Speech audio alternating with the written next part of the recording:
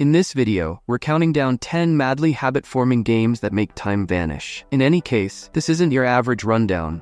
We're plunging into what makes each game so difficult to put down, from ongoing interaction to stories. By and by, you may very well track down your next gaming fixation. Okay, we should start things off with a game that will make them experience your Viking dreams for hours. Assassin's Creed Valhalla. I've played incalculable RPGs.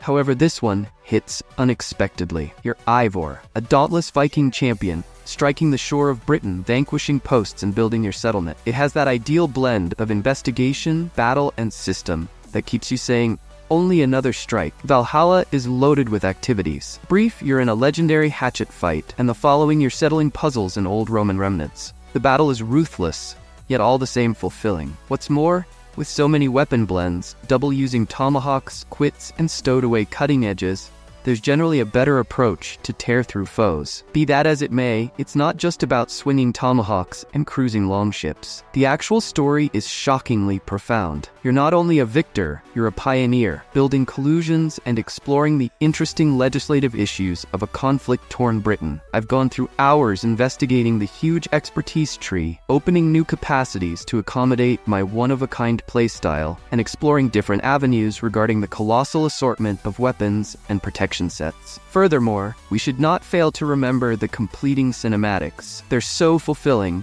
you won't ever become weary of them. Whenever I first brought down a stronghold and saw my heroes cheering, it gave me chills.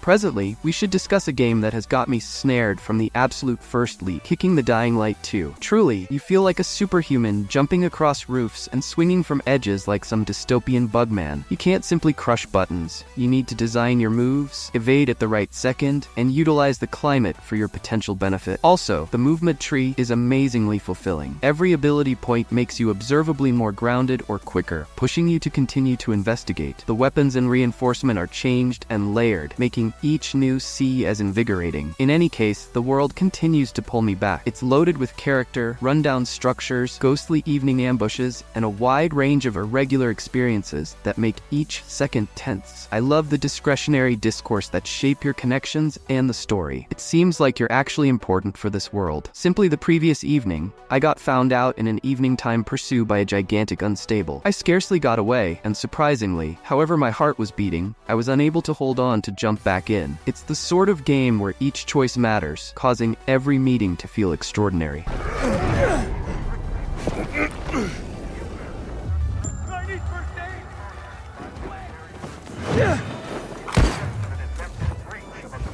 Red Dead Redemption 2 isn't simply a game, it's a no-nonsense world that ingests you. I once went through an entire day simply riding around, taking in the view, and coincidentally found a secret lodge with a grievous history told completely through its unpleasant visuals. You're Arthur Morgan, a harsh, around-the-edges prohibit, attempting to find his place in a pack that is going to pieces. The tender loving care here is unequaled. From how the snow crunches under your boots, to how your pony stays away in a tempest, each small detail pulls you more profoundly into its rambling, lovely version of the American boondock. I've played a ton of open-world games, yet none have felt this invigorated. The weather conditions move, the creatures have schedules, and the NPCs have lived past filling in as mission providers. It's the little contacts, similar to an irregular experience with a more bizarre one that prompts another journey hours after the fact, that make it so habit-forming. What's more, I could go on and on all day about the story. Arthur's battle between steadfastness and self-protection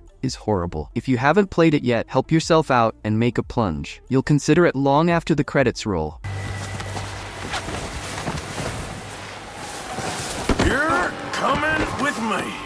You got me mixed up with someone else.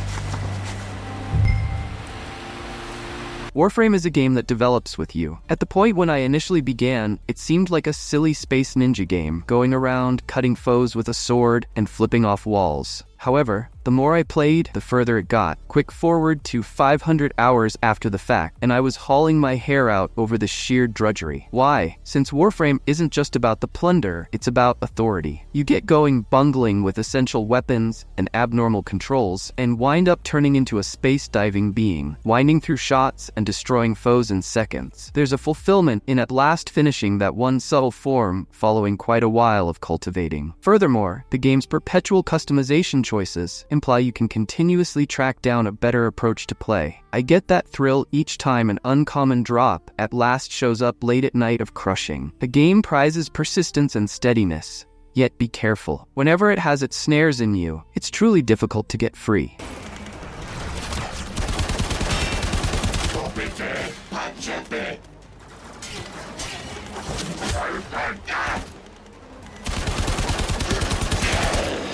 I recall when I previously booted up Skyrim. After a decade, I get goosebumps hearing that famous signature music. Skyrim is the game that destroyed each other RPG for me. The world feels invigorated in a manner that is difficult to depict if you haven't encountered it. You're the Dragonborn indeed, but at the same time, you're whoever you decide to be. A subtle professional killer, following through the shadows? Done. A strong mage, creating huge spells? Totally. Each time I play, there's continuously a genuinely new thing to reveal. When I set off to get a few recuperating elixirs in Whiterun, and wound up most of the way across the guide, entangled in a nationwide conflict that I had zero desire to join. That is exactly how Skyrim gets you. Little minutes winding into epic undertakings. No big surprise, even after many playthroughs, I want more. On the off chance that you haven't played it yet, simply know, when you step into that world, each other RPG will feel level in correlation. Trust me, this game will torment your contemplations long after you've put it down.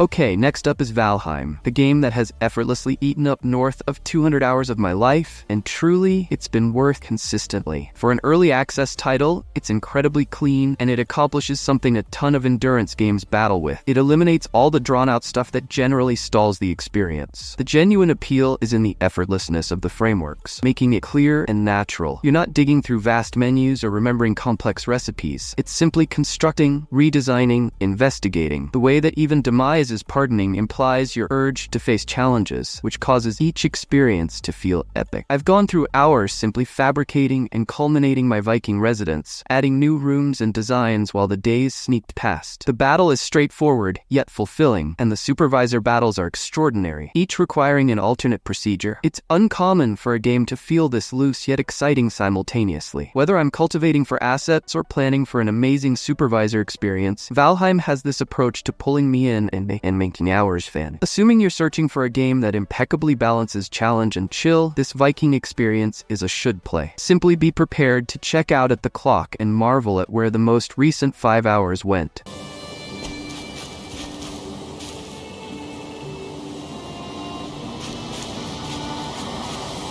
Next, we have The Rising, a game that nails what an endurance game ought to be. I've played a lot of endurance titles throughout the long term, yet this one feels like it's without equal. Finding a game where each repairman simply clicks is interesting. From battle to making to the general subject, everything is executed well to such an extent that it's nearly instinctual. You awaken as a recently risen vampire, encompassed by dull woodlands, old vestiges, and perilous animals, all while the actual sun is your most prominent foe. The day-night cycle adds a genuine feeling of risk and procedure.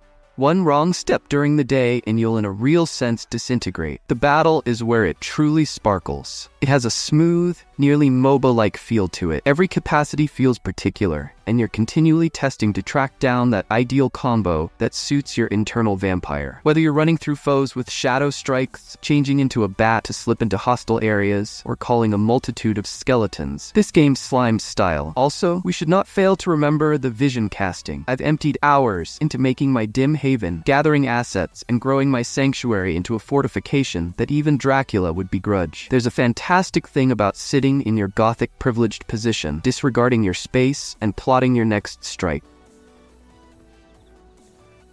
We should move the subject and discuss Uncharted 4, a showstopper of computer games with areas of strength for any individual who, similar to me, appreciates a convincing story, very much acknowledged characters, and unpredictable connections ought to play this game. A high-stakes expedition that takes you through flourishing urban communities, noteworthy remnants, and verdant wildernesses, every more stunning than the last, attracts you immediately. Yet, not just the actual outing makes it vital, it's the characters. We witness a more developed and pensive Nathan Drake when he returns. The pressure, humor, and sentimentality that inject his relationship with his tragically missing sibling Sam cause each discussion to feel genuine. The game's capacity to mix moving narrating with emotional activity successions separates it. This auction, huh? Oh yeah, me too. Alright boys, change of plans. Too many people trying to leave. The driveway's all jammed up. I've played a ton of military shooters. However, Spec Ops stands apart as better than the rest. It's not simply one more strategic game with a crew making an insincere effort. This one has a story that is very much determined, loaded up with capricious, exciting bends in the road that stick with you. The more modest subtleties all through the mission raise it to another level, making it a genuinely extraordinary encounter. At first, the crew feels like your ordinary Tom Clancy threesome, set to deal with essential tidy-up obligations. In any case, as the story unfolds, everything shifts. The personal improvement and discourse bring you into the unforgiving truth of war and its damaging impacts, both intellectually and genuinely. Every connection develops, causing you to acknowledge exactly the way that staggering and complex this contention is. Watching the triplets unwind under the heaviness of the decisions they face feels staggeringly crude and extraordinary. It's not just about activity and firefights. The game transforms into a mental investigation of war's effect. By and by, you see these characters not as legends, but rather as broken troopers, trapped in a horrible they didn't expect. To wrap things up, we have Binary Domain, a game that shocked me. It's an especially exciting cover shooter from beginning to end. I haven't played a lot of cover-based shooters, however, among the ones I have attempted, this one stands apart as a stage above. The technicians feel unbelievably smooth and fulfilling, with each gunfight loaded up with strain and force. What makes it special, however, is major areas of strength for its impact. Its ongoing interaction and story style, mixing conventional shooter components with an unmistakably adapted energy that separates it. The story is grasping and jumps into topics of man-made intelligence, humankind, and ethical qualities that keep you snared the whole way through. It's one of those interesting shooters where the plot and characters feel similarly as connecting as the actual interactivity. The crew communications and how your decisions influence their trust cause each experience to feel individual, adding an astounding layer of profundity. I wound up putting resources into the characters' destinies, which isn't something I, for the most part, anticipate from this sort. That is all there is to it for the present video. Assuming you maintain that your end of the week should evaporate, these are the games to play. On the off chance that you enjoyed this rundown, crush that like button, similar to you'd crush a supervisor in Valhalla. If you have a most loved game that has caused you to forget about time, drop it in the comments section. Hit subscribe for more epic games and adventures to make your free time disappear.